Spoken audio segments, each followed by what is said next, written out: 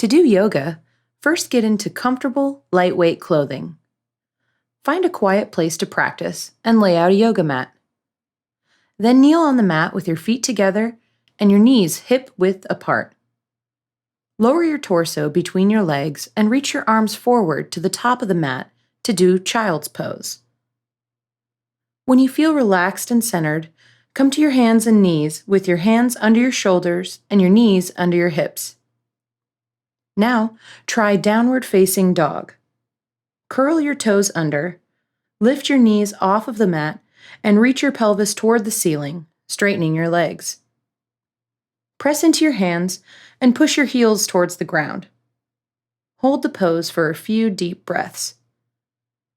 Next, try walking your feet up toward your hands for forward fold pose.